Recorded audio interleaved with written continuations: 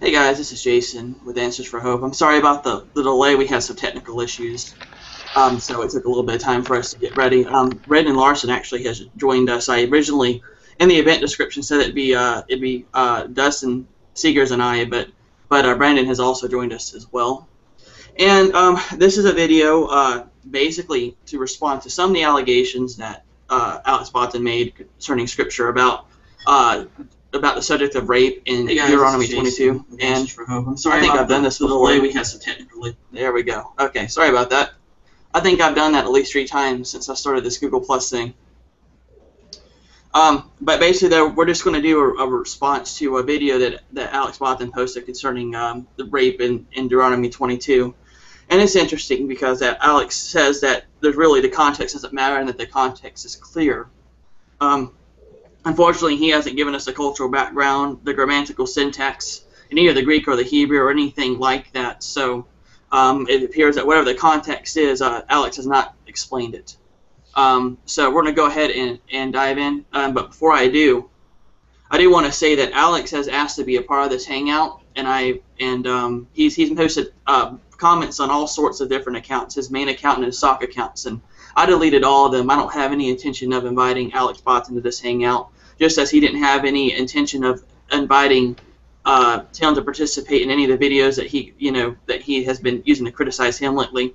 Nor also he has made videos of me without inviting me to participate. So I'm not going to be inviting him. And if he does want an invitation, he is going to have to clean up his act and show a little bit better regard for the people that he criticizes, and also articulate that he cares about the truth, which he said that he didn't care about in my debate with him.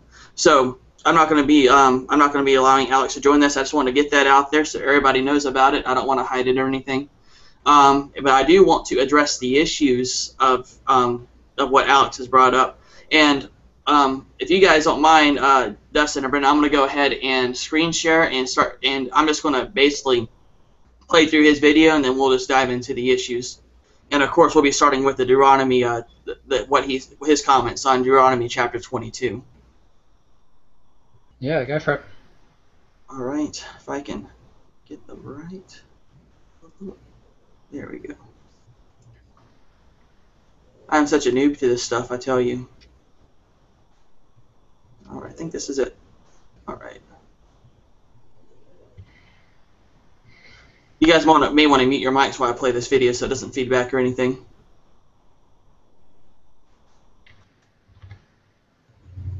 Don't drink the feed cause you hate it. La la la la la la. Ooh, baby.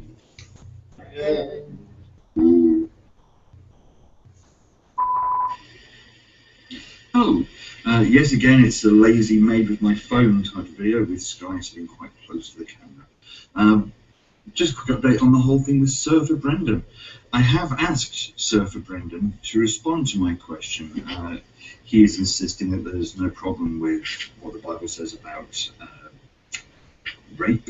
Let us remind ourselves what it says. It's in Deuteronomy. It says that if a woman is raped, then as long as her rapist pays her father off and marries her, he won't be punished.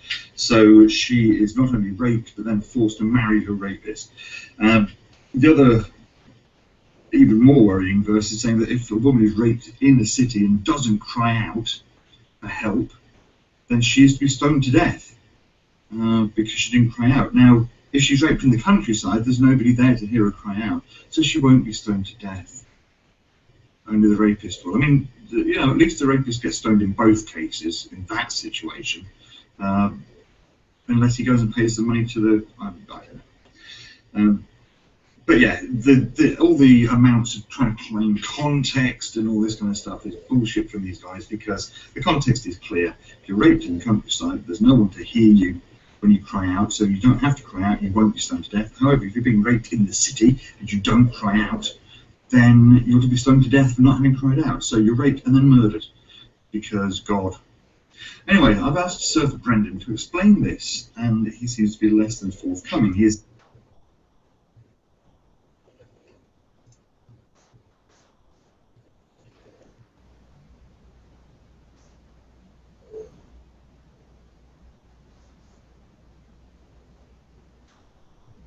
All right. So that's the part that he was talking about, Deuteronomy chapter 22. Now, notice that he said the context is clear, but he hasn't provided the grammatical context. He has not said anything about the syntax of the Greek or Hebrew. So he really hasn't provided any context except for, well, it does say that if the woman doesn't cry out, that she'll be stoned to death. But there is some important information about that, and I was planning on doing this hangout by myself initially, but when I told Dustin about it, Dustin said he had some really good information on Deuteronomy chapter 22. So, Dustin, if you don't mind, do you want to try and cover what Alex has said so far? Sure, I'd be glad to. You've got three situations, really four, that are being dealt with in Deuteronomy 22, verses 13 and following. Alex only talked about two of them, but he conflates one legitimate passage that speaks of forcible rape. He conflates that with another passage that speaks of seduction and another one that speaks of adultery. Let me just read the relevant context beginning in Deuteronomy verse 22 and following. If a man is found lying with a married woman, and before I go on, I'm reading from the New American Standard Translation. Okay. If a man is found lying with a married woman, then both of them shall die, the man who lay with the woman, and the woman. Thus you shall purge the evil from Israel. And so the death penalty through and through under the Mosaic law for adultery was death, was execution. There's reasons for that. I'm not going to get into those at this point in time. Maybe we could do that later.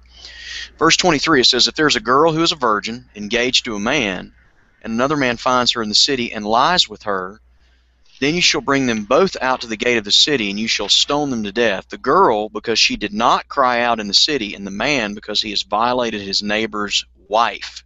Thus you shall purge the evil from among you.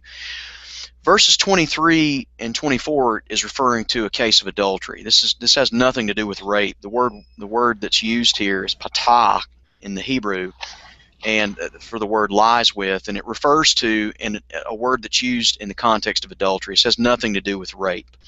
So the idea the woman did not cry out, she didn't cry out because she was consensual. She was engaged or betrothed to another man and was trying to have a fling on the side, and so as a result was violating her marriage covenant, because for the Jews, marriage consisted of two parts, both the betrothal and the official wedding ceremony.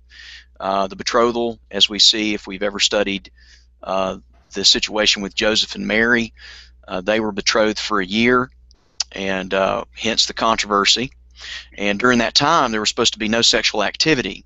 So they say, well, Jesus was born of a illegitimate birth, and so that's where the controversy comes from there, because during that time they were considered married. It was as good as married during the betrothal period under the Jewish system, but it wasn't until the consummation of the marriage took place at the actual second part of the marriage ceremony that the husband and wife were actually able to consummate their marriage with sexual intercourse. So what we have here, we have a girl who is engaged to a man, a virgin, and she's in the first phase of the marriage process under the Hebraic system. And another man finds her in the city and lies with her. This is consensual. She doesn't cry out, which indicates that this is consensual, and so both of them shall be stoned to death as penalty for adultery under the Old Covenant. And this is why I began with verse 22, because what's happening is Moses is setting the stage for what's to come. He's setting the stage for the basic understanding of sexual ethics under the Old Covenant. Now, then we have in verse 25 through 27, then we have a situation where this is indeed forcible rape. So this is the second case that's being dealt with here that's relative to our conversation. Verse 25 says, but if in the field, this is out in the countryside, the man finds the girl who is engaged, and the man forces her. This is a different Hebrew word. This is not patach. This is chazach. This is the word for rape. The man forces her and lies with her, then only the man who lies with her shall die. This is consistent with the rest of the Old Covenant law. The death penalty was issued for rape. But you shall do nothing to the girl. There is no sin in the girl worthy of death. For just as a man rises against his neighbor and murders him, so is this case. So this is case law. Because when he found her in the field, the engaged girl cried out. There was no one to save her. Okay, she cried out in opposition to what was being done to her, hence the difference in the Hebrew word that's used in verse 25. The word forces her. Notice the difference in the word forces here, Hebrew chasach, and the word in verse 23, lies with. I want you to just pay attention to that. That's important. This is where the grammar and the syntax is important. So we have verses 23 and 24 refers to a case of adultery during the first part of the marriage process. Verses 25 through 27 speaks of forcible rape that takes place during the first part of the marriage process, the betrothal period. And then we have verses 28 and 29. I'm going to read that. This also is referring to the first part of the marriage ceremony, the betrothal period. Verse 28, if a man finds a girl who is a virgin, excuse me, I'm sorry, this is not referring to the betrothal period. I was mistaken there. If a man finds a girl who is a virgin, so this is a girl that has not entered into a marriage covenant yet. There's been no betrothal process that's been given. There's been no exchange of the dowry or anything of that nature. A man finds a girl who's a virgin who is not engaged and seizes her and lies with her, and they are discovered. Then the man who lay with her shall give to the girl's father 50 shekels of silver, and she shall become his wife because he has violated her. He cannot divorce her all his days. Okay, so Alex says that this is a case of a girl who has been raped, and she is forced to marry the rapist. The first thing is, let's get into a little bit of Hebrew again. Remember, we have verse 23 and 24 refers to adultery. The phrase lies with is the word patach. We have in verse 25 forces her. This is the Hebrew word chasach. This is the word that's used to refer to forcible rape. This is a legitimate rape, and only the man is punished because the woman was violated. Then we have verse 28 and 29. We have in verse 28, this is another Hebrew word, different Hebrew word. It's the Hebrew word tapas. It says seizes her. This is a weaker verb than forces in verse 25. And it says, and lies with her. This is the word patach. And they are discovered. This is not forcible rape, contra verse 25. This is the seduction of an unengaged virgin. This is indeed a pressured seduction. And basically it would fall under our modern conception of what would be equivalent to a statutory rape. In other words, a willing, consensual, sexual relation took place here, but it was pressured. Okay? This is case law that's dealing with a statutory rape situation, what would be equivalent to our modern statutory rape. This word here, seizes, is the Hebrew word tapas. It is weaker than the word forces, chasach, in verse 25. This is a seduction of an unengaged woman. So this is not a forcible rape. And so the context is key here. Moreover, a couple of things about the Bible and ancient mores. We have to understand that under the ancient Near Eastern society, there was this very important concept called corporate responsibility or corporate solidarity. Sometimes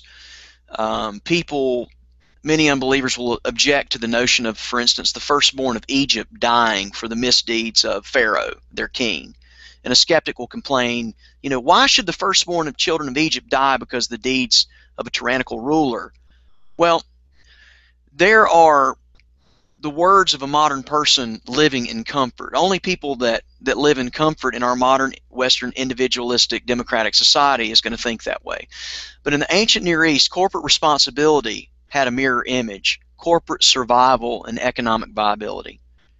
Ancient peoples lacked conveniences like automobiles, drugstores, personal firearms, and even in an urban setting, an extremely high degree of interdependence was required for pure survival. The ancient world was brutish and harsh, and the people depended upon their rulers for their very lives, and so they owed him their support.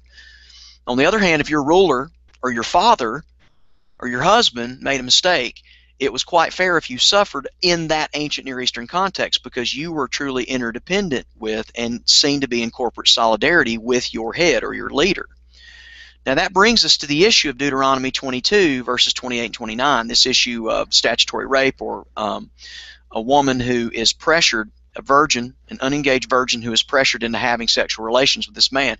Why does she end up marrying this one who took advantage of her, who violated her in this way, even though she was consensual? Why does she have to do that? Well, in order to understand the social context, it does a world of good. Now, somebody may object that the victim may not want to marry the rapist. Well, in modern times, that's a sensible objection, but for the ancients, you got to understand what we have in Deuteronomy 22, 28, and 29 was a highly viable and merciful solution. In that ancient Near Eastern context, the victim, in other words, the one who was a virgin who lost their virginity outside of a marriage relationship, that individual would no longer be regarded as being able to marry, and thus would lose means of interdependent support. So she would be cast out in that ancient Near Eastern context because she lost her virginity. She'd be cast out of her family. Think Scarlet Letter. If you remember that movie that you probably had to watch in high school, think of that. This was a real problem in the ancient Near Eastern context. She would lose means not only of interdependent support from her immediate family and her community, because she brought shame upon her family, because she was consensual in this. Remember, the text says, and they are discovered, verse 28. It's not forcible rape. She was consensual. That family would be shamed, and so she would be cast out of this family. And so the rapist, the statutory rapist, the one who violated her, even though she was consensual, she took advantage of her, he is being required to provide that support through marriage, and therefore honor, this is an honor-shame culture. Honor is maintained in her family, honor is maintained for her, and honor is maintained for his family. Okay? It's unlikely in that ancient Near Eastern social context that the victim would refuse that arrangement. Indeed, they might well demand it. Unlike our modern sentimentalities, this is not a matter of having the rapist be one's loving partner or cohort for further sexual relations or trysts. Now, second, a detractor might ask why the father gets the dowry or the money rather than the victim. Well, this is, again, related to what I just mentioned, another ancient Near Eastern practice known as the dowry. In the ancient Near East, when a married girl became part of a new family, she was also seen as a newly added asset to that corporate unit, that corporate solidarity that was there in that family unit, because more hands in the family meant more working skills, and more work, more productivity meant more survivability of that family unit, and ultimately that promoted the survivability of not only that family unit but also of the economic prosperity of the community. Remember, the concept of corporate solidarity is key here. Moreover, she now relies upon her new family for support, because without that, the woman would be destitute because she was unable to be married in that culture. She was considered to be a violated woman. She was considered to be taken advantage of in a statutory rape situation. It was a seduction situation, and so she would be destitute. Remember, there's no social security systems. There's no welfare systems. There's no food stamp systems. There's no Medicaid system in the ancient Near East. Secondly, the dowry was important because at the same time her new family received more hands for labor and survivability. Her former family lost that physical support and assistance in daily survival, but gains nothing in practical in return. So the dowry provided that financial assistance to maybe help with support in the viability or the sustainability for the lost work that could be provided for that young lady. So the effect of the dowry was to make up for that loss of essential support for physical survival, for viability and community sustainability. And in light of what I'd mentioned above, that first item, payment to the father is quite fair, for it is his family. He's the head of that family. Remember, corporate solidarity, he's the head. And him being that corporate head of that family unit, he must now continue to support the girl for the rest of her life and bear the shame if the dowry is not given, and if the one who violated her and seduced her does not take her as his bride. And finally, and I think most importantly, the dowry represented, as Paul Copan says in his book, Is God a Moral Monster? It says, quote, "This represents the way that a young man showed his serious intentions toward his bride-to-be, and it was a way of bringing two families together in solidarity to discuss serious, holy, and a lifelong matter, namely that of marriage." So detractors, if they want to, they can rail about the unfairness of all this, but critics have no right whatsoever to make a moral judgment of any kind upon those whose situations are completely different than their own in their modern context, since they haven't lived in that context themselves. I mean, this is a classic example of the anachronistic fallacy, or what some logicians call chronological snobbery. So, I just wanted to point out that ancient Near Eastern context, because that's a game changer. Not only that, but the grammar that I've already discussed, the lexical issues with the three different Hebrew words that are used here, shows that the difference is you've got an adultery situation, verse 23 and 24. Verse 25 through 27 refers to a legitimate forcible rape situation where the one who raped the woman is put to death. And then you have verses 28 and following refers to a seduction, namely what we call in our modern context statutory rape. It's not forcible rape, this is a statutory rape. It says they both are discovered, and it's a different Hebrew word here. So this seduction of an unengaged woman, and so hopefully that discussion was helpful for those who have often wondered about what in the world is going on in this passage.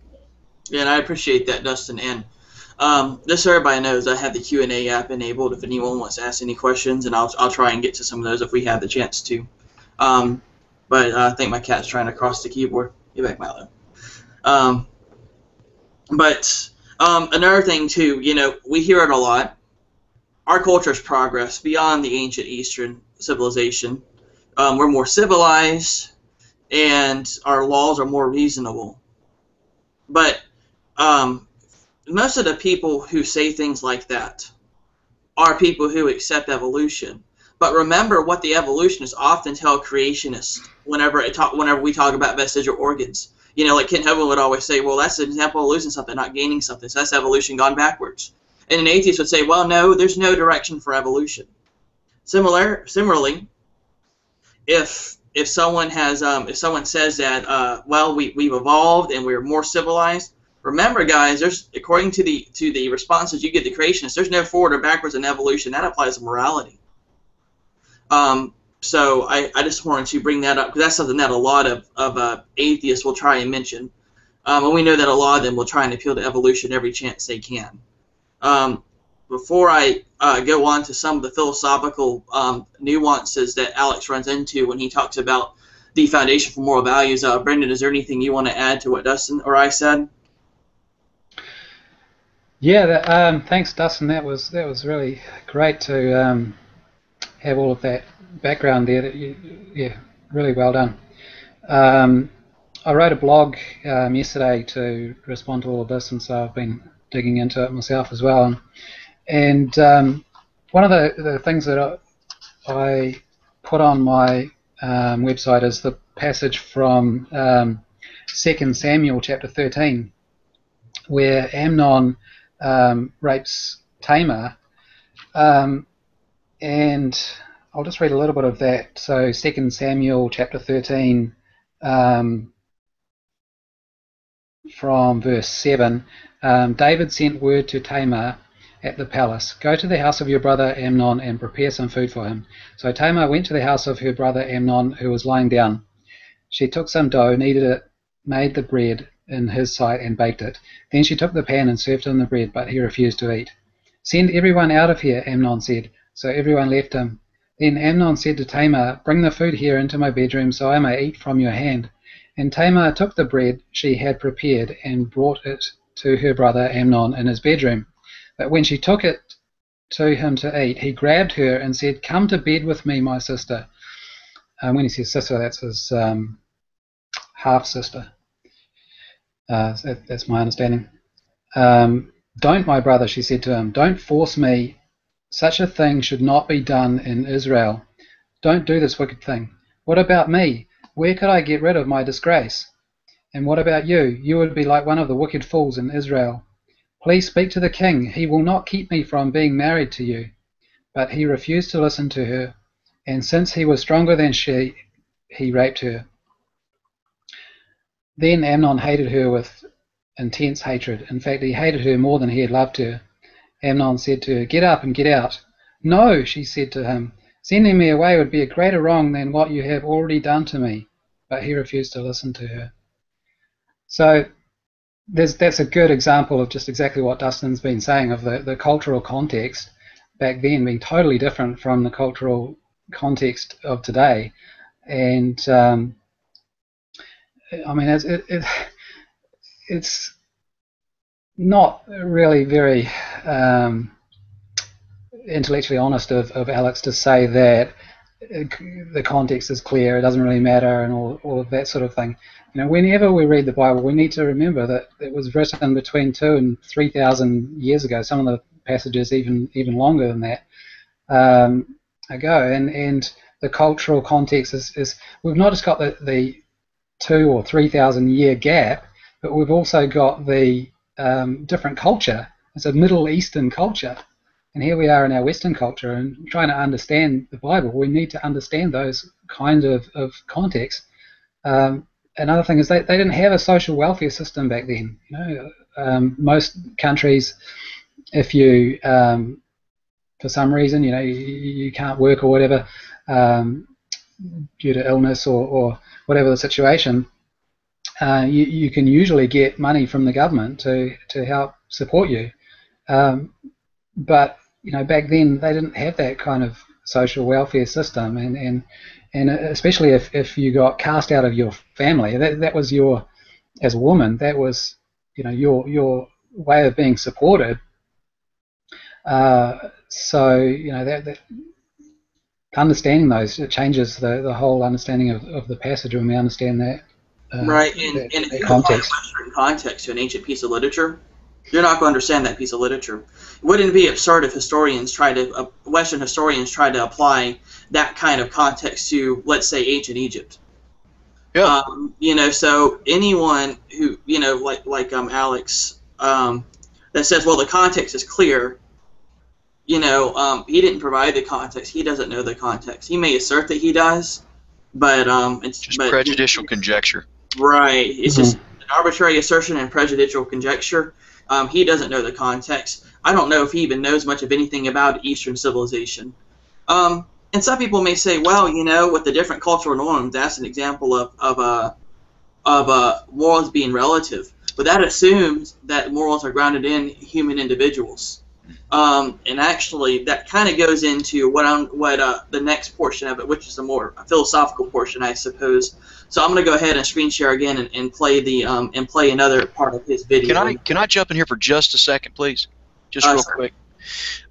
This issue of Amnon raping his half sister Tamar. This was a clear violation of Deuteronomy 22 verse 25. This second case of forcible rape, and because the king found out about this, King David heard about these things, and he became very angry, according to 2 Samuel 13:21.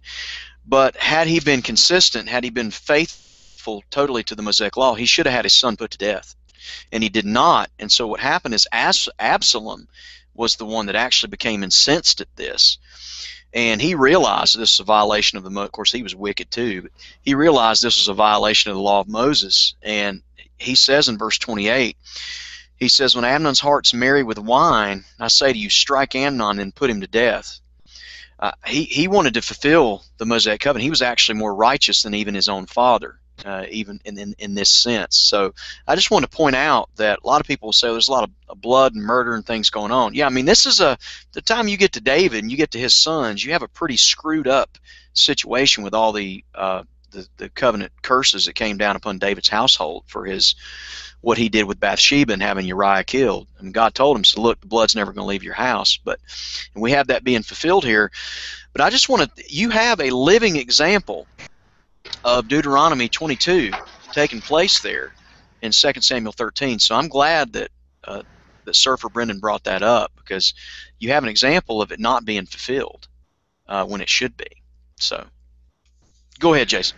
Can I just say one other thing is that there's no record in the Bible of anyone ever being put to death for adultery,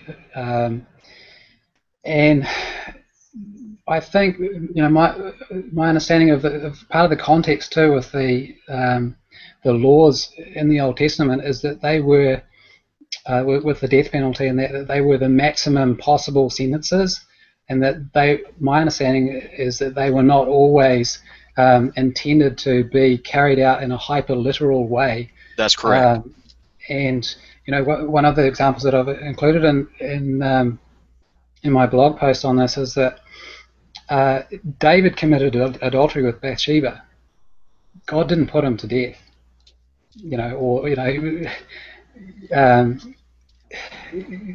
obviously God condemned what he did, but he was, in the New Testament, God struck Ananias and Sapphira, to death for lying, so God could have struck David down and killed him, and he was in the position of being king. I think that's another important thing to realize, or to be aware of. It's a possibility that helps to understand the context better. And I wonder too, if the woman said, no, I don't want to be married to this guy who's raped me, I think that they would take that into account, and they would say, well, yes, okay, if you correct. don't want to be married to him, but usually they would because of the cultural context. But if they had not wanted to, then I believe that they wouldn't have been forced. Like Alex is making it sound like, oh, she's got no choice in the matter. I don't believe that is correct. The father was the one that would make the ultimate decision, as he was the head of the family. But the records show, based upon the commentaries that I've read on this issue, that the daughter would certainly have input on this, and if she did not want to marry him, she did not absolutely. It was not an this is not this is case law. Case law is not to be taken in absolute fashion, as you've already noted. It's supposed to give you examples of if this, then this.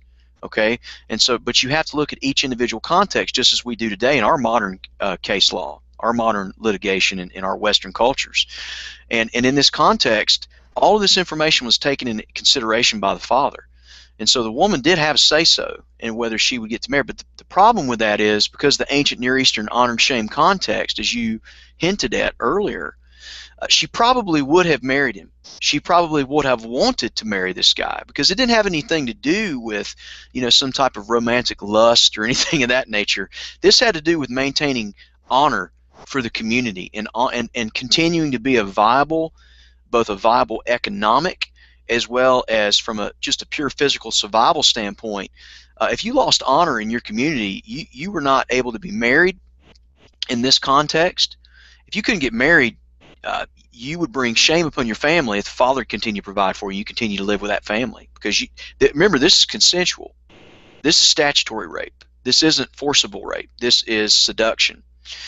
So in this context, we have a situation where you brought shame upon your family. So in order to maintain the honor, you're going to want to maintain that by marrying this guy, and then you're going to demand, because you were taken advantage of, you're going to demand that he do it. Now, I know that's totally foreign to modern ears. I get that. But you cannot take your modern sensibility, your modern mores about an individualistic Western society and try to read that back into an ancient Near Eastern corporate solidarity type of culture. It's just not going to work. Yep, historians don't do it, and neither should atheists. So if they want to be academic and scholarly and rational, then they shouldn't do that kind of thing. All right, well, I'm going to go ahead and play the next part where he goes into how he explained his morals, and some things he's going to say is going to have some rather interesting philosophical implications. So let me go ahead and screen share again and play that other part.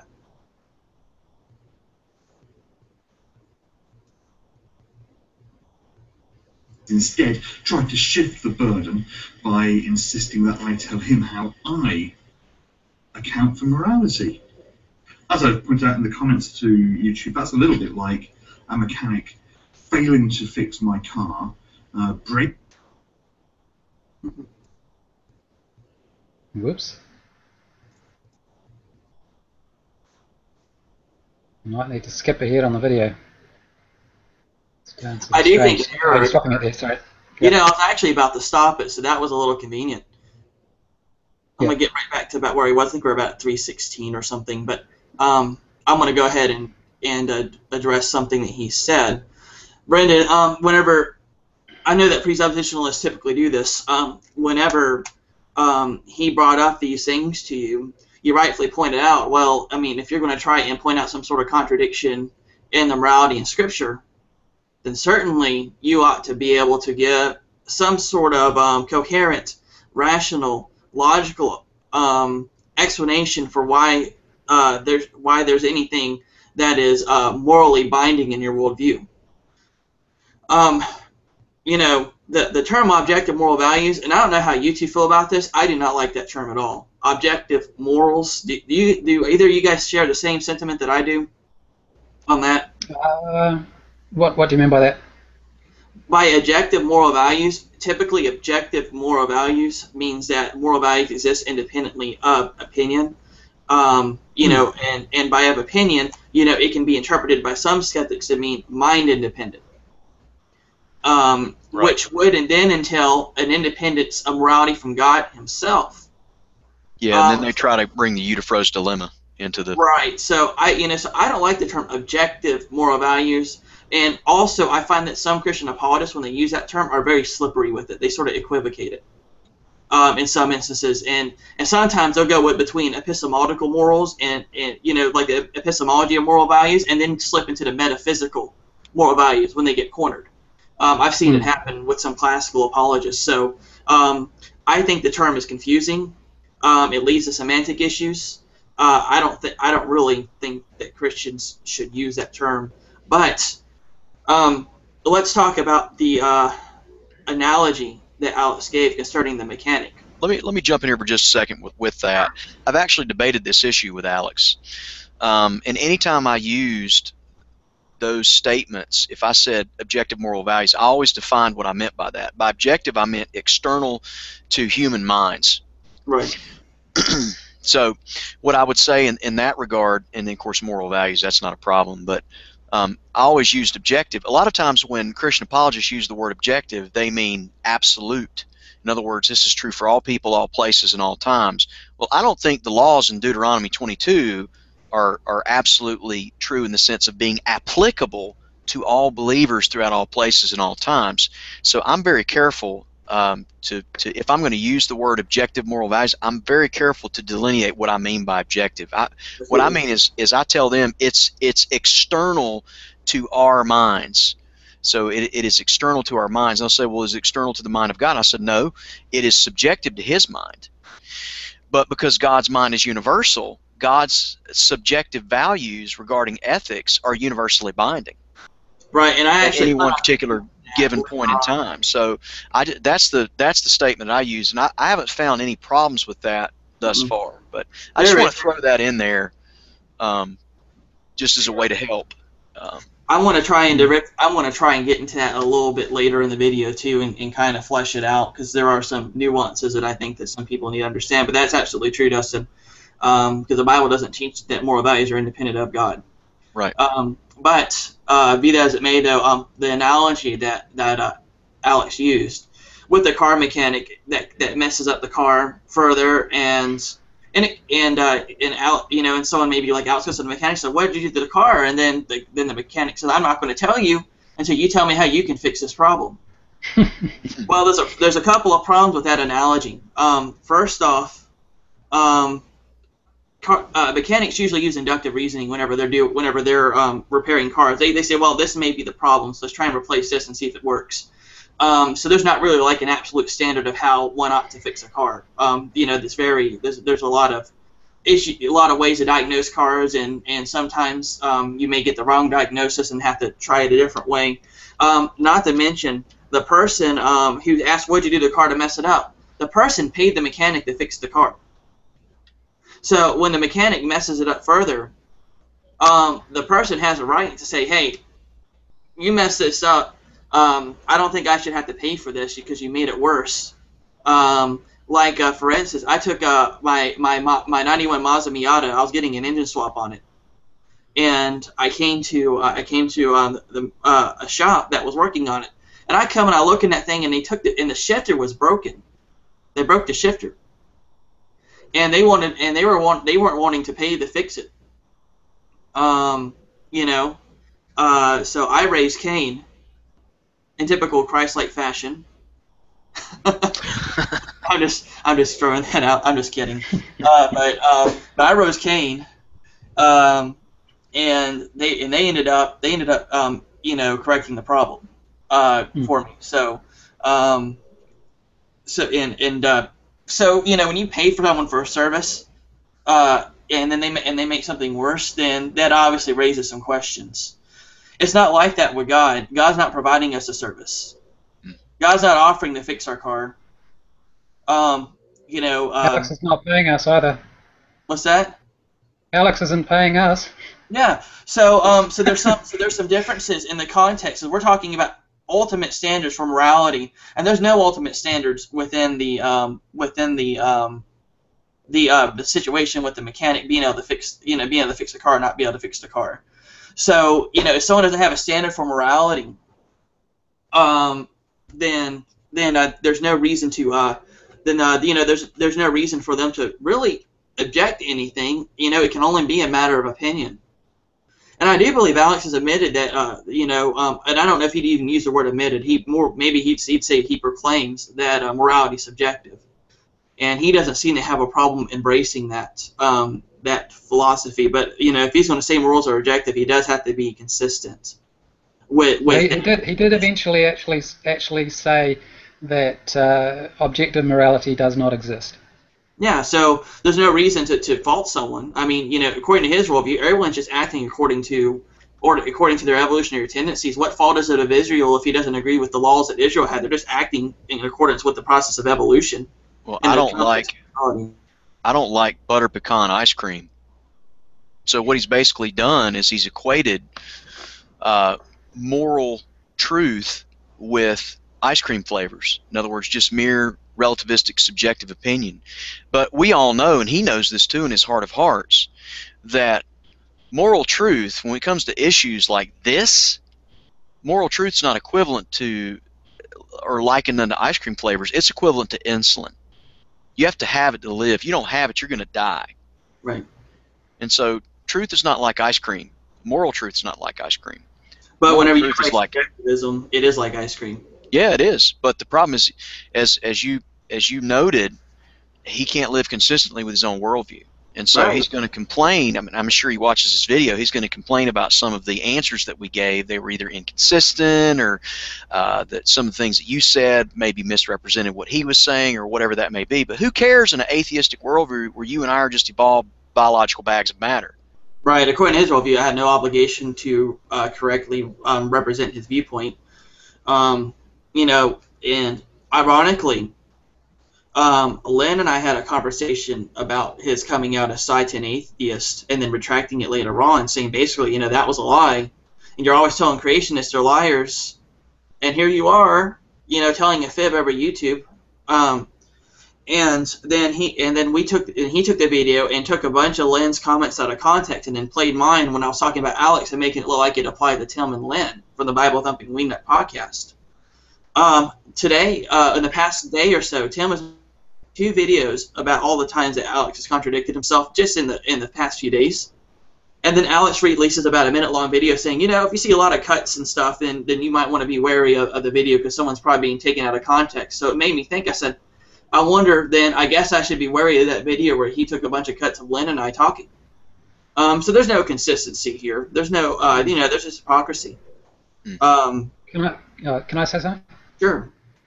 So Alex responded on my blog, and part of his response to me is just ridiculous.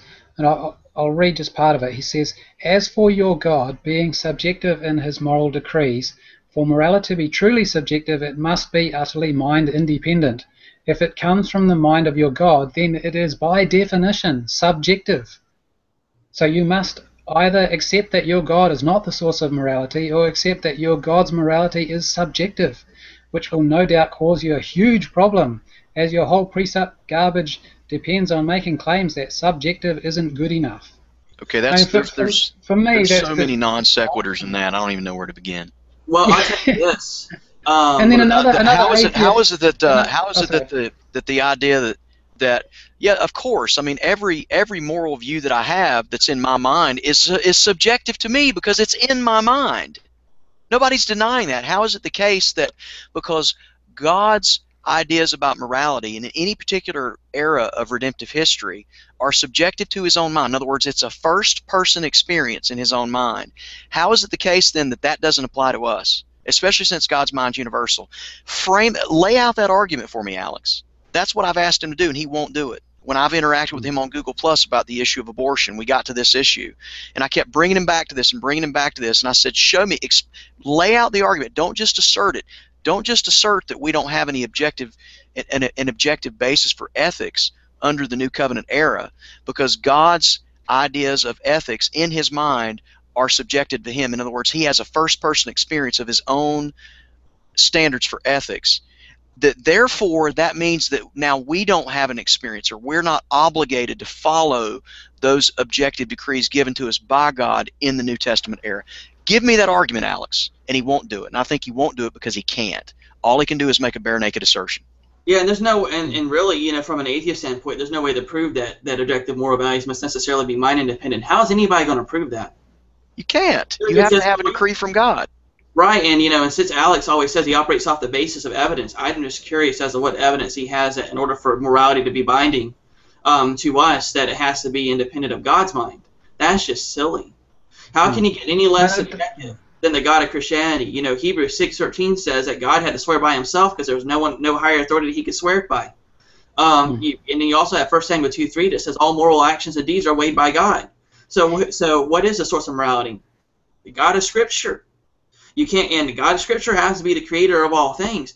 How can you get any less subjective than not only the ultimate authority of the universe, but the one that the universe owes its existence to? How can you get any less arbitrary than that? If that is not objective, then no other authority can be. Well, he's reducing God down to a human level. He's making it sound like God is just, making mistakes all the time and doesn't know what he's doing. That's reading his it's just ridiculous into Scripture, Yep. and that's what he's doing. Then another professed atheist commented underneath that and re-quoted what, copied and pasted what Alex had said and said, "Dang, I was going to say that. Oh wow, that's really good stuff." So what? My goodness. Yeah, you see, what nonsense. And some of these, and I'm not going to say, I've met some very intelligent atheists. I met 2 of them in the past 2 days, actually. And at least, actually, 3 of them in the past 2 days. I'd be honest, that's not something I'm used to. Because a lot of the atheists I run into are sort of shallow, Doc and Knight, Hitchens variety of atheists. Yes. And it's just, and I wish that and some of the more intellectual atheists will call out some of the new atheist crowd on all the mistakes they make in logic. I mean, you can't wave the banner of reason if you're not reasonable. Jason, you and I have excellent conversations on Facebook with several very intelligent and reasonable atheists. I have excellent conversations with them. I don't ever have any problems like this with them. We get to a point in a conversation where we realize we've got an issue that either gets down to some type of presuppositional tension or some type of inconsistency in their worldview, and they will admit either they don't have an answer for it or they just kind of skirt the issue. And we'll bring them back to that, and we do it in a charitable way. Why? Because they're being intellectually honest. That's the way I'd like to see these types of conversations go. But they don't go that way because once you start to bring out, say, for instance, Hume's guillotine, which is completely devastating to any secular view of ethics. Oh, absolutely. Hume's guillotine basically says you cannot get an ought from an is. That's also known as the naturalistic fallacy, which was coined by philosopher G. Moore. You cannot get an ought from an is. What is the case does not necessarily tell you what should be the case. You can't do that. You'll never be able to do that. The only way that you can know what you ought be doing is if a universal, transcendent, divine mind reveals that information to you such that you can know it sufficiently. And the only way we can have that is through the Word of God. Other than that, it's just subjective, relativistic opinion. I was having a conversation with Trolling with Reason on one of Tim's videos. What's with that name? I mean, I don't know. I already suggested to him that he change his name upon our conversation to just Trolling, or something like that. But he started asking me, are the laws of nature binding? And I said, no, they can't be binding. They're just a description they're just descriptive laws that scientists have chosen to explain how the universe works. There's nothing binding about them. You know, so whereas moral laws and the laws of logic are binding laws. You ought to do this. You ought to do that. You ought to think this way. You ought not commit the asserting the consequent fallacy. You ought not violate the law of contradiction. You know, these are prescriptive laws, but the laws of nature aren't prescriptive. So that, you know, and I guess I don't know if Trolling with Reason was actually trying to argue that we ought to follow the laws of nature. Yeah, I mean, what does that mean? I mean, how do you? It's really a tautology. Yeah, really. I mean, how do you get from the metaphysical inevitability or the obvious metaphysical situation that we're all in, namely that we all are sitting here, right? So we're all subjected to gravity. How do you get from that to should we follow the laws of nature? I mean, did you understand him to be saying that there's some type of moral prescription to the laws of nature? I mean, how does that make sense? I'm not going to be that uncharitable. I'm going to give him a benefit of a doubt.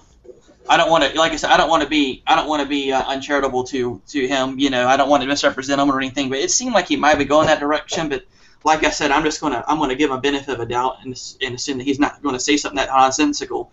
But there is an issue though whenever you contrast the laws of nature with the laws of morality or the laws of logic. I'm sure Dustin, you're probably familiar with Platonic realism.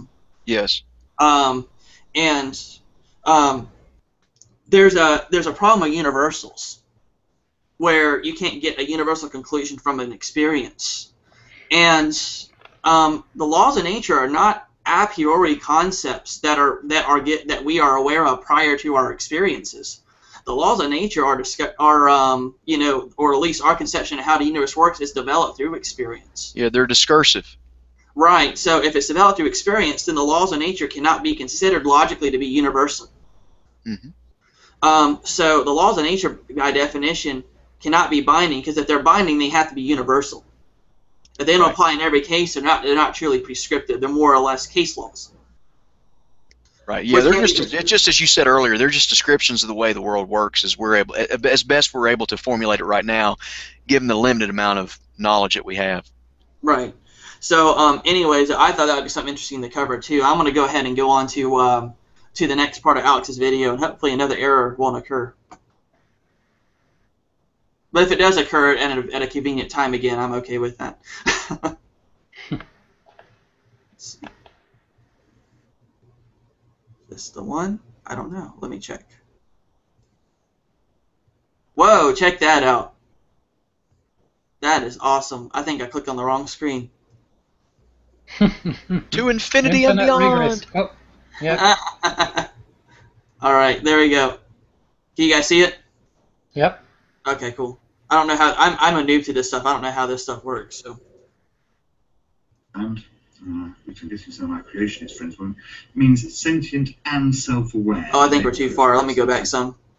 Failing to fix my car, breaking it further, and then when asked, "What have you done to it?" saying, "Well, I'm not going to tell you until you can account until you can account for how you would fix the car." It's nonsense, and it's just diversion. Anyway, in the interest of trying to get this conversation to move forward, I have answered Brendan's ridiculous challenges. And I have done this before in videos. This is something I've done before, but I'm going to just read what I've said rather than try and kind of come up with it again. I'll read back what I said to explain how I view morality, because I think it's important. I did point out that my position is entirely irrelevant to whether Sir Brendan can defend his position. Okay, so this is what I've written. This is some comments on my initial video to Sir Brendan. I said, I believe slavery... I'll start again. Now, slavery was mentioned in this, which is why the word slavery is out of my mouth. I believe rape and slavery to be wrong because it removes the agency from another sapient entity. Now, sapient, for any of you who don't understand, which I'm guessing some of my creationist friends won't, means sentient and self-aware and able to express that. So human beings are sapient. My cat is sentient. She is aware of herself. She is aware of existence, but she may not be sapient. Okay. So, believe rape and slavery to be wrong because it removes the agency from another sapient entity. Evolution has furnished us with self-awareness and empathy, so we can recognize that we don't like certain things to happen to us. Pretty much all of those things that remove our agency. Murder, rape, theft, etc. To rape somebody does no good to them. And what is good?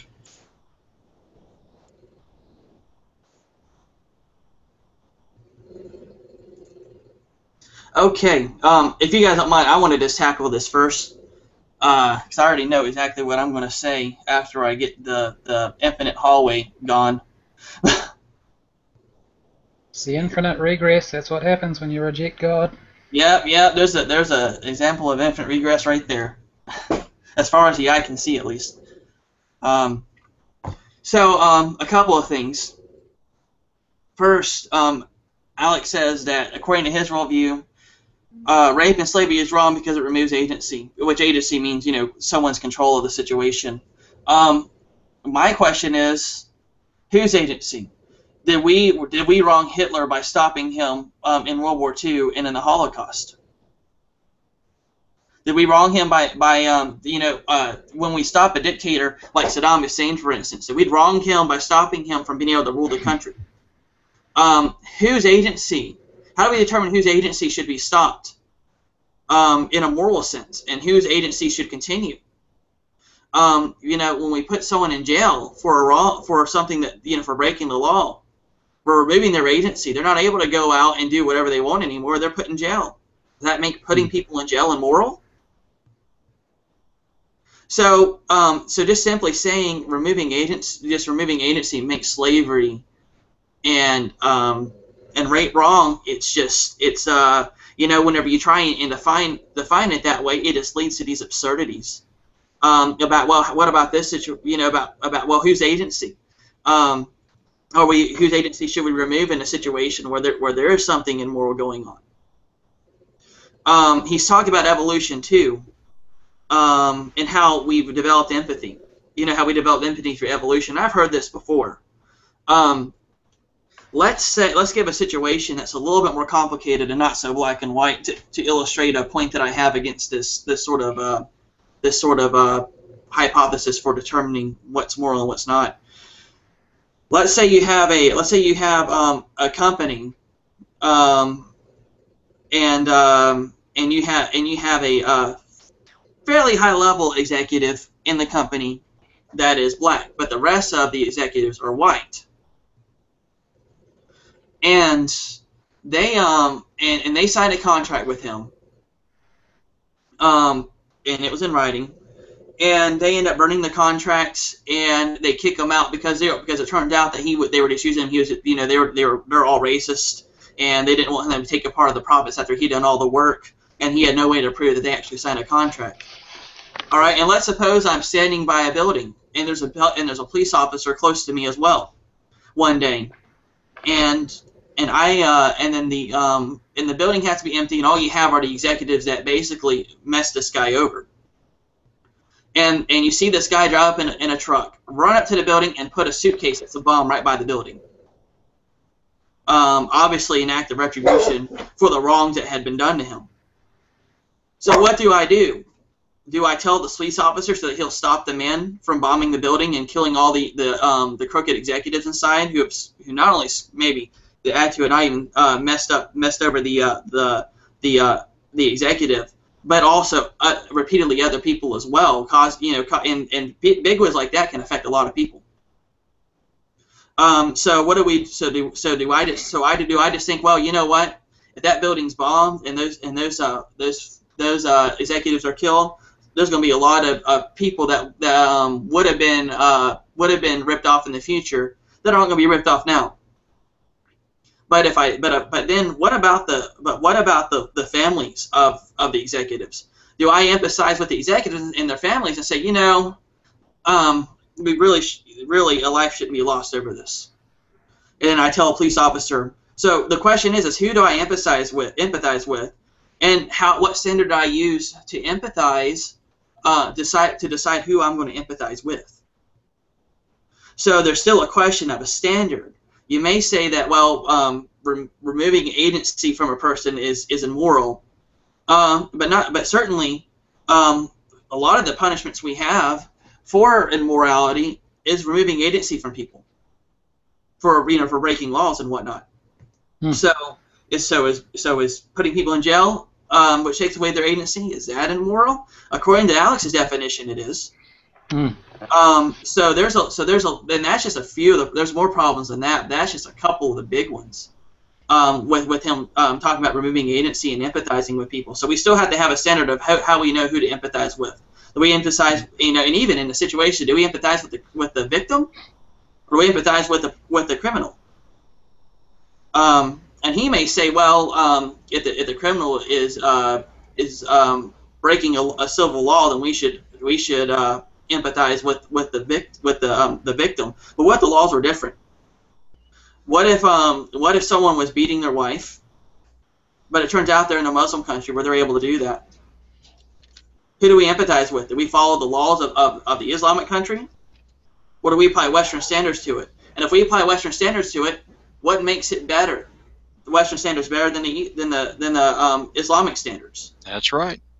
So, and he may say again, well, we're taking away someone's agency. Well, we're also taking away the agency of the guy in his own country that actually has that sort of situation as one that he's in his legal right. So either way, you're going to take away somebody's agency. So what kind of situation is it warrants taking away agency from somebody, and what kind of situation does not warrant taking agency away from somebody? So we have all of these questions that we need a standard for. That simply saying, well, removing agency is wrong does not answer. Is there anything else you guys want to add to that? I was just going to say, this is the problem with social contract theory. If you don't have a universal transcendent standard of morality that exists outside of all people, to which all men ought be subject to, then you don't have any basis upon which to look at either another society in your modern era, or in this context, an ancient Israelite society, and say, well, that's just absolutely wrong. No, it can't be absolutely wrong. There's no universal objective standard that you could appeal to say that anything's wrong, because there is no wrong. It's just your opinion. It's like butter pecan. It's like ice cream flavors. Right. But see, the fact that this issue comes up shows that in his heart of hearts, as with nearly every other human being, especially those that are not epistemologically self-aware or ethically self-aware of the problems with their system, this shows the problems. I mean, this exposes the internal inconsistency. This exposes the presuppositions that don't comport with each other. Right. One other thing I want to add too, for clarification, for anyone who still tries to insist the agency objection. If you have a situation where a Muslim is beating his wife, which is consistent with Sharia law, and we have a country that does support Sharia law, you have one person telling someone they shouldn't beat their wife, whenever all of these people decided on Sharia law in the country, billions of people. So by trying to stop someone from taking away one woman's agency, you are infringing on a bunch of billions of people's agencies in that instance. That's right. So that's to kind of articulate what I was saying earlier, in case that wasn't clear. Because as far as I'm concerned, and I would argue as far as logic is concerned, that completely shuts down the agency distinction that Alex and other atheists have tried to make in the past. Obviously, this sort of appeal to agency is not anything new in philosophy. That idea has been around for years. Well, when you use what you just did, is you used Hume's guillotine against it. It's irrelevant. It makes the issue of whether whether an organism is so-called sentient or sapient, all that becomes moot when you get to the issue of the fact that, okay, you don't have any transcendent standard by which to judge anything as right or wrong, and so the issue of sapient versus sentient, all of those things become moot. It's just moot. It's like when somebody tries to debate the issue of homosexuality. Is homosexuality right or wrong? Is it in the genes? Is it in the DNA? It's irrelevant. It's ultimately irrelevant because Romans 1 says it's irrelevant. Yeah, and before somebody tries to strawman me and say, oh, well, Jason is advocating wife beating in a Muslim country, which I would not doubt anyone would try and do, and may even still try and do after I clarify this. What I'm showing is that Alex's standard of morality is going to lead to moral conclusions that he does not agree with if he takes it to its logical conclusion. As a Christian, I don't advocate wife beating in an Islamic country. So for anybody that might want to try, who thinks that they want to try and misrepresent me, you can just let the record stand. I'm against that. Yeah, we don't advocate wife beating or beating people in any country. Right. So we advocate loving your wives the way that Christ loved the church and gave himself up for it. Loving your wives, demonstrating self-sacrificial love for them in such a way that they're going to know that you care for them because you're demonstrating the love of Christ to them. That is. Isn't there a passage in 1 Corinthians 5 about loving your wife as Christ loves the church? It's Ephesians 5. It's Ephesians 5. Thank you. I knew it was that, either 1 Corinthians 5 or Ephesians 5. I couldn't remember. Yep. All right. I'm gonna go ahead and move on because we've been here for about an hour, and let's try and finish the video, and we'll just wrap it up. Because I think we covered most of what he said already before we even finish it. So.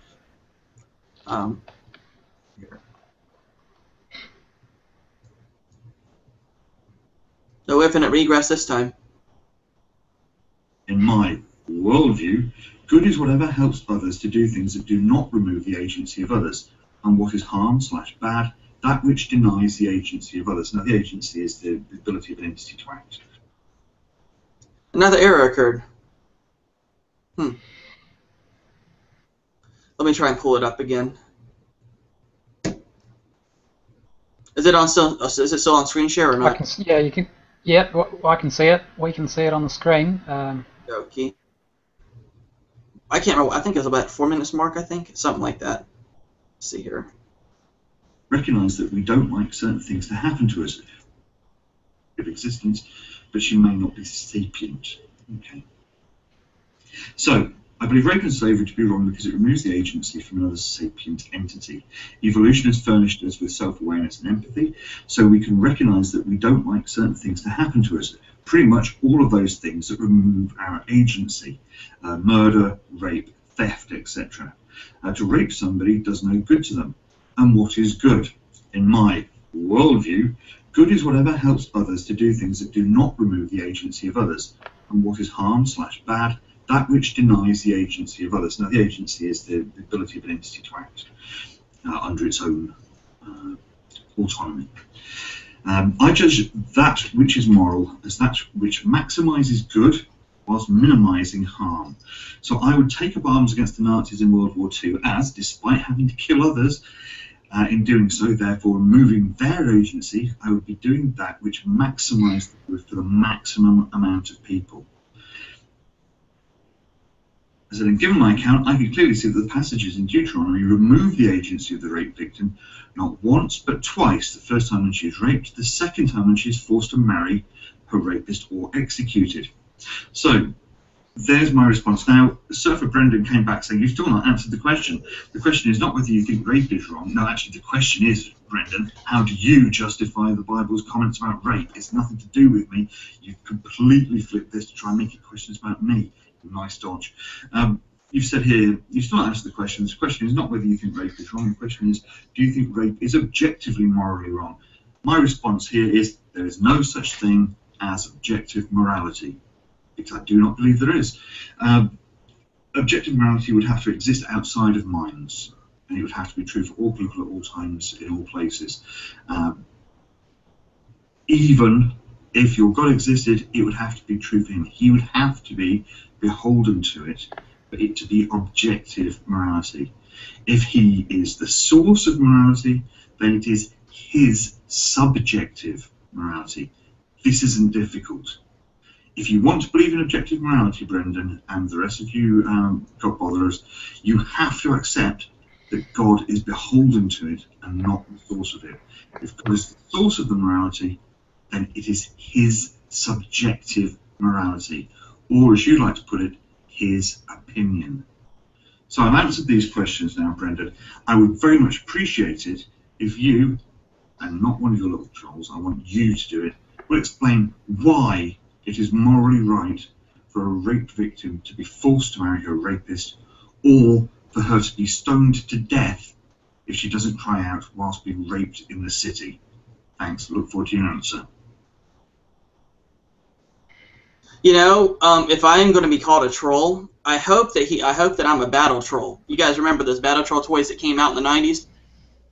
I don't know if anybody else. When I was a kid, I had a battle troll. I was driving Dan, man.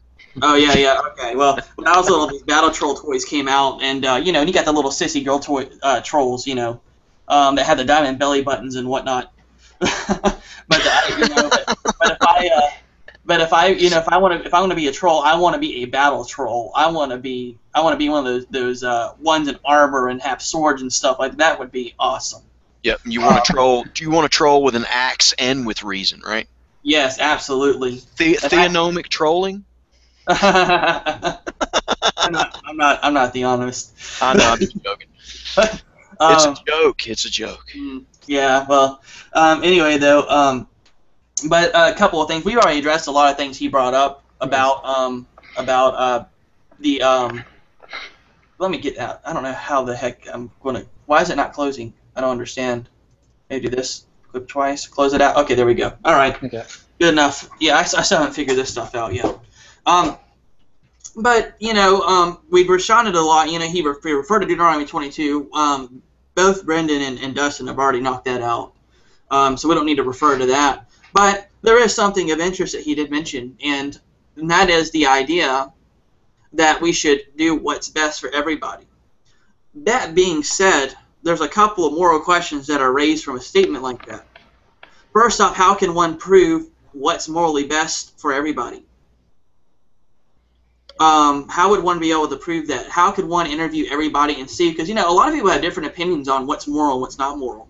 I've heard some atheists suggest, well, why didn't God create the best possible world? Why didn't he create a world where there's suffering? Why didn't he create a better world?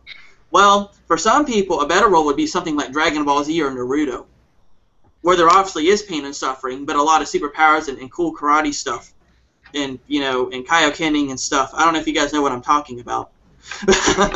Not really. Okay, well, it's an anime where there's a lot of fighting and whatnot, and some people wish that the world was like that. So not everybody desires a world that's actually completely void of suffering. So you'll find different opinions on how the world ought to be. Similarly, you'll find opinions on what's moral and what's not moral between different people. Some people believe that gay marriage should be completely banned. Others believe that it should be legalized and that people should accept it. So we have all these different moral indifferences, and how do we decide who's right and who's wrong? And how do we decide what will give the most good, in Alice's definition, to people? Now there is a problem, and what Alice is doing is he's committing the fallacy of equivocation. Mm-hmm. He's taking the moral good, and he said, well, what's morally good is that which is good for others. Now, when he says good for others, that's not a moral good. That's a practical good. Right. That's like saying, like, that guy's pretty good at playing chess, or that's a good team. When in those contexts, obviously good is not used in a moral sense. Similarly, Alex is not using it in a moral sense in the context of saying that which is good is what's good for the most amount of people. Question becomes, what is good? And we already showed how the agency, the addition of the agency distinction does not solve that problem, and it leads to conclusions that Alex would probably disagree with morally. So, but there's another problem too, and this one I find to be kind of humorous in a way. So we're supposed to do that which is the best for the most amount of people. Does that mean that if I choose to have a career as a janitor, that I'm being immoral because I could have been a heart surgeon, or I could have been a philanthropist, or maybe I'd be like a stockholder, or maybe I would just leech off of Social Security in the United States. Is that, all these things, if I could be doing something that does something better for someone else, like saving lives. I could work in a cancer center and do operations to remove cancer. I'd be saving lives every time I go in the room to do surgery. Or I could be a secretary for like an attorney or something. So that which is moral is what causes the most amount of good for the most amount of individuals. So now what you choose as a career is a moral obligation. So that is a big problem for that kind of thinking. Does anybody else have anything they want to add about that? Yeah, if I could jump in there. I mean, that's the biggest weakness in his whole argument, is that how does one, without God, how does one determine what is good and what's not good? It's very subjective. I heard an analogy a while ago where I was saying, when you see two people and they're in love, and you can, for everyone else is saying, don't marry this guy, he's a criminal or whatever, and the girl's saying, oh, but I love him so much. How could something that feels so right be wrong? Well, that's the kind of absurd situation that Alex's worldview is reduced to. There is no way to determine what is good, what is causing the maximum amount of good, without having an ultimate standard. So in my blog, I'll just quickly read the paragraph that I've written in response to that. As for Alex's explanation of morality being whatever causes the most good and least harm for people, it is totally begging the question, who decides what is causing the most good? A rapist could argue that the most good is being caused when he rapes women because he's spreading his superior genes, and Alex would have no real grounds for any rational objection to that because he doesn't believe in objective morality. I'm sure that he'd say that nearly everyone agrees that rape is wrong, but so what? This is the fallacy of the appeal to the majority. Majority opinion does not determine right or wrong. If the majority of Germans supported Hitler's regime, would that make it right? If the majority of people profess to believe that God exists, would that then prove that God exists? Alex says he would have fought against the Germans in World War II, but upon what basis does he know that Hitler was wrong in what he was doing? Hitler would argue that in the long term his regime would bring about the least suffering for people by wiping out the weak. Isn't that what evolution teaches is the way to advance evolution? And of course Alex's response to that was the typical, you don't understand evolution. Come on. Yeah, and there's no forward or backwards in evolution, so if Alex is going to insinuate as such, then he doesn't understand evolution anyway. Let me jump in here for just a second. He said that, we've already quoted this a couple times, that he thinks that his moral standards basically that what minimizes harm and brings about the maximal good for the most number of people. Well, let me ask this. What about Sharia law? I mean, the Muslims in Saudi Arabia think that they're instituting Sharia law throughout that land brings about the maximum good for the most number of people, and it minimizes harm, right? So they're fulfilling his standard. Right. So, and what about the Nazis? The Nazis thought that the ethnic cleansing that they engaged in of those that they thought were inferior non-human species, namely from Jews all the way down to African Americans and Gypsies, etc., they thought that the elimination of those people would help foster a strong race, namely the superiority of the Aryan race, and would make the world a better place. So what objective basis does he have to object to the Nazis in creating their own moral standards in this regard, especially since they too agreed that the maximal good for the most number of people, the way to minimize harm and bring about the greatest benefit to all of human society is to get rid of these particular, what they determined to be miscreants in humanity. Right. I mean, he said objective morality must exist outside of minds. He also said there is no objective morality.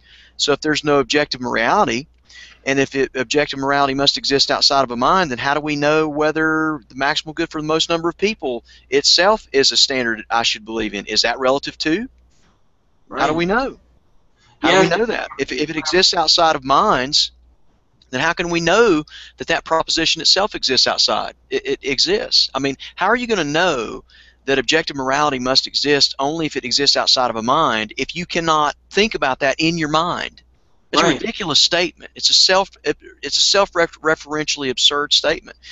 And then I want to ask him, if there are no objective moral standards, then is his standard, namely that what constitutes good ethics is the maximal good for the most number of people and minimizing harm, is that itself an objective moral standard? So this is all self-referentially incoherent. And I'm not trying to be mean with a guy.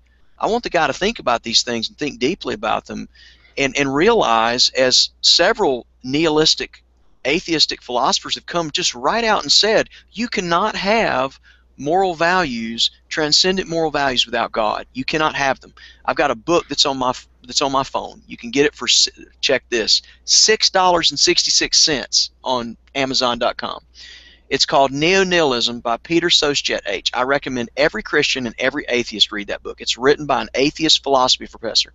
And he says several times in his book, you do not get objective, transcendent moral values apart from God. He says, but there's no God, therefore we don't have any objective morality. And so everything's just a crapshoot. Well, of course, we know that's all nonsense too, because then he goes on in his book and he argues that people ought not think this way. Atheists ought not use secular ethics and think this way because this is incorrect. Well, all the while he's assuming that the logic's incorrect. They ought to think rationally. Where do you get ought from in a world where there is no God? He himself says you can't do it. So again, another example of a very smart, intelligent man that ultimately his argument ends up being self-referentially incoherent. It ends up being self-defeating, because when you don't start with God as the necessary foundation for morality, you don't have morality. You don't have a basis for being rational. You don't even have a basis for critiquing anything that we've said in this hangout tonight. It's just your mere relativistic opinion. Right. And this has a lot of social consequences, you know, like eugenics, abortion, you know, all sorts of cannibalism. consequences. Yeah, cannibalism, That's a good example. serial killing. I mean, if what brings about the maximal good for the most number of people, why should I accept that? Why should I arbitrarily accept that standard? If there's no objective standard of morality, there's no transcendent good that exists in the mind of God outside of us to which we are to submit, then why should I submit to your idea, sir, that the maximal good for the most number of people is the standard now? Why can't I say that the maximal good for me to fulfill my desires, as I am the God of my own universe, and therefore I can eat the brains of young men that I capture and bring into my hotel room? That's what Jeffrey Dahmer did. I'm not advocating that. I think that's evil. I think that's wicked. But I have a standard that exists outside of me that's irrelevant to what I think about it, that tells me that this is evil. And that's a standard that exists outside of my mind. It's a standard that exists in the universal mind, namely the mind of God. And we all submit to that. That I have. Am I morally obligated to invite Alex to this hangout? No. By his standard, I'm not. But another thing too. Here's an interesting question: Is it the conclusion of the efforts that makes it the moral, or is it the intentions behind the efforts that makes it moral? In altruism, it does seem that the intention behind the method is what makes it moral, and not the actual conclusion. So your example, Dustin, of Sharia law was spot on, because the intentions behind it is to try and make the world a better place. Yep, according to the Muslim worldview, that's right. According to the Muslim worldview, this is how they understand the world is going to be a better place.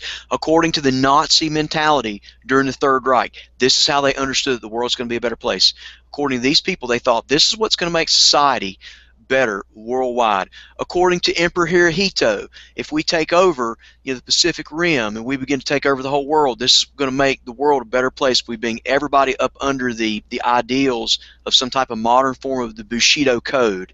I mean, this is, again, if you don't have God, if you don't start with God as the necessary foundation for your moral standards, you don't have any moral standards. Right. And another thing I guess I wanted to touch on too, concerning what I had just brought up. I said that basically, with altruism, it seems, and with any subjective morality, it appears that the intentions behind it is what makes it moral, not really the conclusion. Of course, you can't know what the future holds as a human. We're not omniscient in that sense. But with the God of Scripture, we know both the intentions and the end.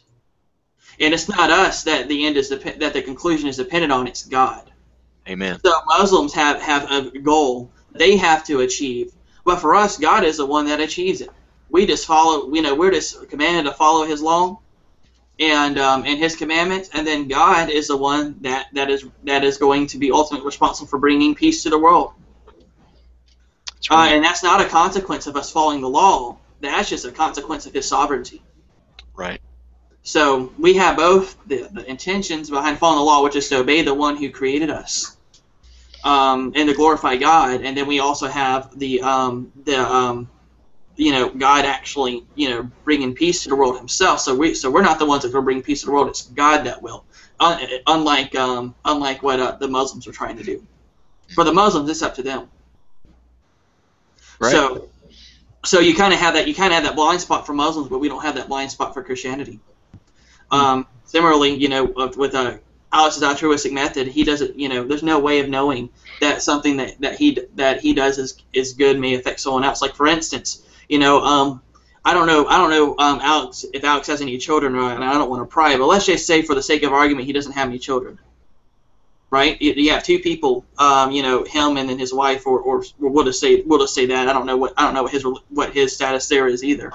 But then you have another person that has 5 kids and a wife that has been unemployed for 2 years, and they're both applying for a job. Alex knows the guy's applying for a job, and gets the job. Well, Alex got the job and is feeding himself and his wife or what have you. Whereas the gentleman that didn't get the job, that still is without a job, and now he can't feed his 5 children and his wife. Was it moral for Alex to take that job, knowing the state of affairs that the other gentleman was in? So that's another implication. I mean, it does not solve anything. All it does is just confound the problem. Yeah, it just doesn't answer the problem. It does. Right. It reduces to individual personal relativism, or at best, some type of social contract, which is just social or societal relativism, what Greg Kokel and Frank Beckwith call societal relativism.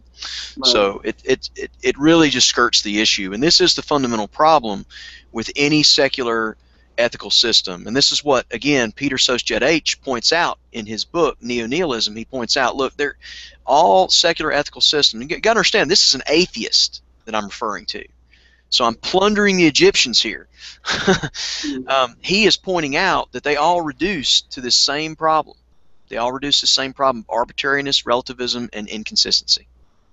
And he also points out, and one of the things I just want to mention about that book, he points out that you'll notice that in Western philosophy, which came out of a history of Christian theism, Western philosophy, as it's gone secular, it still tries to maintain some type of normalcy or some type of consistency with basic Judeo-Christian ethics, and the reason is because it sprung out of that. And he points out that they're trying to have, they're wanting to have their cake and eat it too. They don't want the God of Christianity, but they want the ethics to go along with it. And I remember Richard Dawkins has made this type of statement in several different venues, that while he certainly detests the God of Christian theism, he would not want to get rid of the basic morality of Christian theism because he recognizes the benefit that it has on society. Right, and one last thing, I suppose. Alex said that it's not that hard to understand that moral values cannot be objective. Well, apparently an atheist philosophy professor disagrees with him, so maybe the issue isn't quite as simple as he makes it out to be. Right. I think in that instance I would probably trust a philosophy professor over a guy on YouTube. Yeah. So the guy's sharp. I recommend his book. I can't recommend it. I never thought I'd recommend an atheist book that much, but I really do. I think it's a great read. Right. There's a couple of gems out there, but we've already gone over an hour or so, and my sinus headache is starting to get worse. So I guess I want to bring it to a close. Do you guys have any closing comments? Thanks for having me on. I really appreciate being on, and it was good to meet you, Surfer Brendan, for this first time, and I look forward to further discussions in the future. God bless you. Yeah, thanks. God bless you too. All right. Anything you want to say, Brendan? Oh, I think we've covered everything. Just one other thing was, I think Alex's view about causing the maximum amount of good and the least amount of harm is a popular view amongst many professed atheists, and I think Sam Harris is one of the main proponents of that view. And someone, I think it was Larry Castle, also pointed out that Sam Harris believes that free will is an illusion, that there is no free will because we're all just chemicals, matter, and motion, and so he has that deterministic view, which I think is interesting. And someone, Larry asked if Alex held to that view as well. So I thought that was interesting. Only in the 80s, one bag of chemicals wrong, another bag of chemicals. So. But thanks for having me on, and it was great to meet you, Dustin, and first first time too to talk with you, Jason, I think, in a hangout, so that was great. Sure, appreciate you guys on. Just for me to close real quick, just summarize what we talked about. We determined that that for Alex the context of Deuteronomy 22 is not known. We've also shown that agency is not actually help him with explaining how moral values can be how he can coherently have moral values in his worldview. Altruism doesn't help him either in that regard. And then also, of course, we covered that moral values are not independent of God. Rather, they are God. They are actually dependent on God, not separate from Him. And that you can't get any less subjective than the ultimate authority in the universe and the creator of the universe. So that's really the summary of what we covered. So everybody who watched, we appreciate you watching. If you have any questions, my website's answersforhope.org. I have a quick Q&A section. You can click on that and send me a question or email. If you screen anything I say, you can send that to me too. I'll try and answer those on the websites unless it's a question that someone specifies they don't want to have answered on the website. So I try and answer all of them. Any string of insults or anything, of course, I'm not going to be responding to. But if you have those, I suppose you can email me those too. All right. Well, thanks for watching, everybody.